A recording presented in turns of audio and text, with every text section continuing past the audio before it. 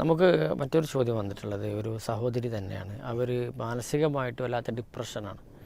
അപ്പോൾ അവർ പറഞ്ഞ ഭർത്താവും കുടുംബമായിട്ടൊന്നും ഒരു പ്രശ്നമല്ല. അവർ സ്വാഭാവികമായിട്ട് അവരുടെ ജീവിത സാഹചര്യങ്ങൾ എന്തോ പ്രശ്നം എന്താണെന്ന് പറഞ്ഞിട്ടില്ല. സാഹചര്യങ്ങൾ എന്തോ ഉണ്ടായി, അപ്പോൾ ഒരു മനോവിഷമം ഉണ്ടായി. പക്ഷേ ഇപ്പോൾ അത് ആലോചിക്കുമ്പോഴൊക്കെ വല്ലാതെ വിഷമിക്കുന്നുണ്ട്. 7 മാസമായ ഒരു കുട്ടിയുണ്ട്. അപ്പോൾ ഒരു പ്രസവ സമയത്ത് വല്ലാതെ ബുദ്ധിമുട്ടിയിട്ടുണ്ട്, ആരോഗ്യപരമായി ബുദ്ധിമുട്ടുണ്ട്. അതുപോലെ തന്നെ ഇപ്പോഴും മാനസികമായിട്ട് അതിൻ്റെ ഒരു വല്ലാത്ത വിഷമമാണ്. ഈ വിഷമം എന്താണെന്ന് അവർ പറഞ്ഞിട്ടില്ല, മാനസികമായി വിഷമിക്കുന്നു എന്നുള്ളതാണ് അവർ പറയുന്നത്. അപ്പോൾ അവർക്ക് ഒറ്റയ്ക്ക് നിൽക്കണം.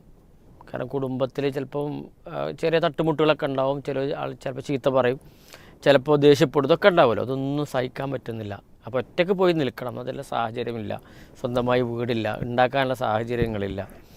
എന്നാൽ ചീത്തയായ കാര്യത്തിലൊന്നും ഇപ്പോൾ ആത്മഹത്യ അങ്ങനത്തെ കാര്യങ്ങളൊന്നും ഞാൻ ആലോചിക്കുന്നില്ല. എല്ലാം ഞാൻ റബ്ബിൽ തവക്കുൽ ചെയ്യുന്നുണ്ട്. പക്ഷെ ആലോചിക്കുമ്പോഴൊക്കെ ഒരു വല്ലാത്ത, ഇപ്പോൾ എൻ്റെ ഹസ്ബൻഡിന് അറിയാം പ്രശ്നങ്ങളൊക്കെ, അദ്ദേഹത്തിന് കരയാനല്ലാതെ മറ്റൊരു മാർഗ്ഗമില്ല. അതാണ് പറയുന്നത്. അപ്പോൾ ഇതിൽ നിന്നൊക്കെ ഒരു മോചനം കിട്ടാൻ എന്താണ് ചെയ്യുക എന്നുള്ളതാണ് ഒരു ചോദ്യം. എന്താ ഈ സാഹചര്യങ്ങളെക്കുറിച്ച് കുറച്ചും കൂടി നമുക്ക് വിശദമായിട്ട് കിട്ടിയാലാണ് നമുക്കിത് എന്ത് ചെയ്യുക പറയാൻ പറ്റുക. എനിക്ക് തോന്നുന്നത് എന്തോ ഒരു അവരുടെ ജീവിതത്തിലുണ്ടായ ഒരു സംഭവത്തിൻ്റെ അടിസ്ഥാനത്തിൽ അവർക്കൊരു ഡിപ്രഷൻ, ഒരു മാനസികമായ ഒരു വിഷാദം വന്നു പോയോ എന്നാണ് സംശയം.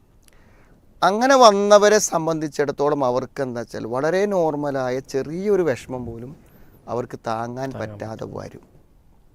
അപ്പോൾ സത്യത്തിൽ അങ്ങനെ എന്താണ് വന്നത്, അതിപ്പോൾ ചില ആളുകൾക്ക് ചിലപ്പോൾ ഒരു തെറ്റ് സംഭവിച്ചാൽ അങ്ങനെ ഉണ്ടാവും. അങ്ങനെ ഒരു തെറ്റിൻ്റെ ഇത് സംഭവിച്ചു പോയല്ലോ അതിൻ്റെ ഒരു അപ്പം അങ്ങനെയാണെങ്കിൽ എന്ത് ചെയ്യും, അത് പറയുകയാണെങ്കിൽ ആ തെറ്റ് അല്ലാഹു പൊറുക്കുമല്ലോ. അതിന് 3 നിബന്ധനകളാണ്. ആ തെറ്റ് പൂർണ്ണമായും നമ്മൾ ഉപേക്ഷിക്കണം, അതിലേക്ക് പിന്നെ മടങ്ങി പോകാൻ പറ്റില്ല. അപ്പോൾ ഈ നിബന്ധനകൾ അനുസരിച്ചുകൊണ്ട് ആ തെറ്റിൽ നിന്ന് മടങ്ങി തൗബ ചെയ്താൽ എന്ത് ചെയ്യും, അള്ളാഹു അത് സ്വീകരിച്ചേക്കാം. അപ്പോൾ നമ്മൾ ആത്മാർത്ഥമായി പശ്ചാത്തപിച്ച് അള്ളാഹ് സ്വീകരിക്കും എന്നൊരു ശുഭപ്രതീക്ഷയോടെ കഴിഞ്ഞുകൂടിയാൽ ആ വിഷമം പോകും. അപ്പോൾ ആ വിഷമം പോകുന്നതോടുകൂടി അവിടെ മനസ്സെന്ത് ചെയ്യും, ഒരു ശരിയായ നോർമലായ അവസ്ഥയിലേക്ക് വരികയും അത് പ്രവർത്തിക്കുകയും ചെയ്യുമെന്നാണ് എനിക്ക് തോന്നുന്നത്. പിന്നെ ഭർത്താവിൻ്റെ ഒരു, അതായത് എന്ത് വിഷമം വരുമ്പോഴും ആ വിഷമം പരിഹരിക്കാൻ അള്ളാഹു ചില ചുറ്റുപാടുകൾ ഉണ്ടാക്കിയിട്ടുണ്ട്.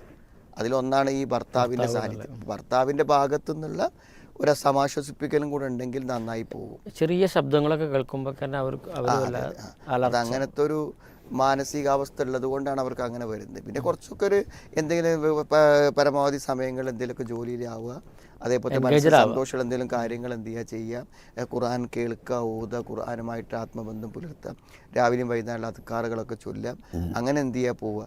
നമ്മളെപ്പോഴും ചിന്തിക്കണം എന്താ വെച്ചാൽ നമ്മുടെ സാഹചര്യങ്ങളോ ചുറ്റുപാടുകളോ ഒന്നും നമ്മുടെ ജീവിതത്തിന് സന്തോഷത്തെ നഷ്ടപ്പെടുത്തിക്കൂടാ എന്നുള്ള ഒരു വിൽ പവർ നമുക്ക് എന്ത് ചെയ്യണം, നമ്മുടെ മനസ്സിന് വേണം. അങ്ങനെ ആകുമ്പോൾ നമ്മളെന്ത് ചെയ്യും, നമുക്കൊരു രൂപം ഉണ്ടാക്കി, നമുക്ക് ചില സിസ്റ്റങ്ങൾ ഉണ്ടാക്കി നമ്മൾ അതിലാണ്ട് ജീവിച്ച് മുന്നോട്ട് പോകും. പരിസരങ്ങളൊന്നും നമ്മളെ വല്ലാതെ ബാധിക്കാതെ വരും. അങ്ങനെ ഒരു ആത്മവിശ്വാസത്തിൽ മുന്നോട്ട് പോകൽ തന്നെയാണ് ഇതിനൊക്കെയുള്ള പരിഹാരം.